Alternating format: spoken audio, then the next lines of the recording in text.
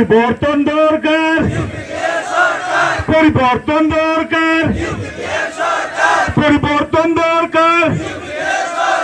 মথন করি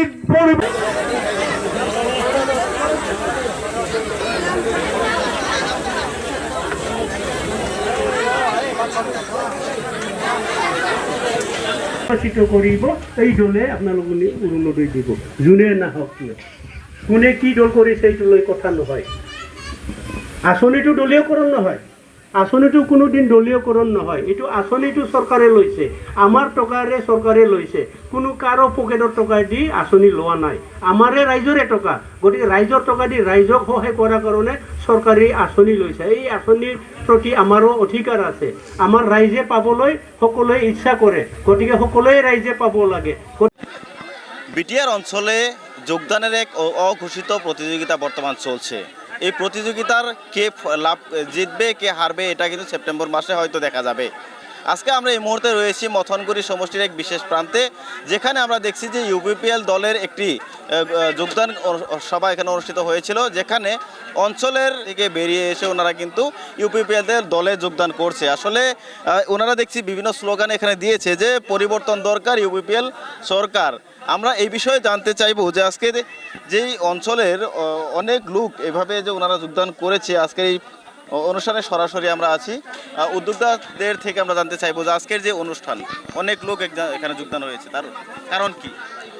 আজকে মথনগুড়ি সমষ্টির অন্তর্গত উত্তর হাউলি প্রাইমারির জাকলির পার্ক গ্রামে আজকে ইউপিপিএল দলের এক যোগদান কার্যসূচি অনুষ্ঠিত হয়।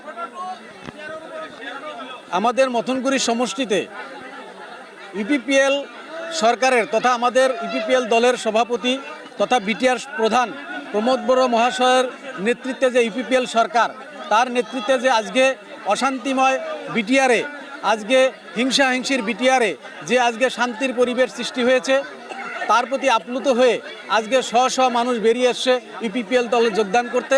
এবং মথনগুড়ি সমষ্টি থেকে আগামী যে পরিষদীয় নির্বাচন অনুষ্ঠিত হবে সেই পরিষদীয় নির্বাচনে ওনারা বিপুল ভোটে আমাদের ইউপিপিএল দলের প্রার্থিত্বকে মানে জিতিয়ে নেবেন বলে ওনারা প্রতিজ্ঞাবদ্ধ হয়ে আজকে বেরিয়ে আসছেন। এবং সারাটা মথনগুড়ি সমষ্টিতে আজকে এক যোগদানের মানে সুনামি শুরু হয়েছে।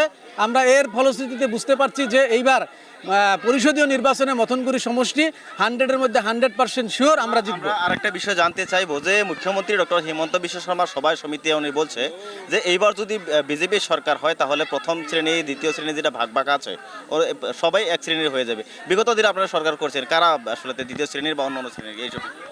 না, অসমের মাননীয় মুখ্যমন্ত্রী হিমন্ত বিশ্ব শর্মা মহাশয় যেটা বলেছেন প্রথম শ্রেণীর এবং দ্বিতীয় শ্রেণীর নাগরিক, এই শব্দটা অ্যাকচুয়ালি আমাদের বুঝতে খুবই অসুবিধা হচ্ছে। কেননা উনি হয়তো আজকে বলছে যে প্রথম শ্রেণীর এবং দ্বিতীয় শ্রেণীর নাগরিক।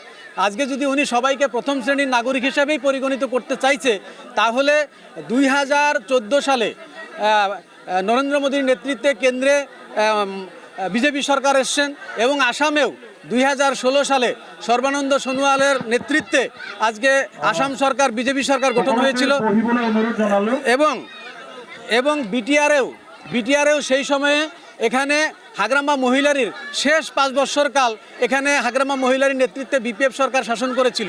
কিন্তু বিজেপি যদি এতই প্রথম শ্রেণীর নাগরিক বানানোর ইচ্ছা ছিল তাদের, তাহলে তারা কেন 2016 সাল থেকে তারা আসাম সরকারের ক্ষমতায় থাকার পরেও কেন বিটিআরে তারা তখন প্রথম শ্রেণীর নাগরিক হিসাবে তারা পরিগণিত করলেন না? আজকে কেন হঠাৎ বিটিআরে প্রমোদ বড়ো মহাশয়ের নেতৃত্বে যখন দেখলেন যে বিটিআরে সত্যি একটা শান্তির পরিবেশ বিরাজ করছে, বিভিন্ন জাতি জনগোষ্ঠীর মানুষের মধ্যে এক ভ্রাতৃত্ববোধ গড়ে উঠেছে, সেখানে শ্রেণী বিভাজন করে আজকে বিটিআরবাসী 35 লক্ষ জনগণকে বিভ্রান্তি করার একটা প্রক্রিয়া বলে আমাদের ধারণা হচ্ছে।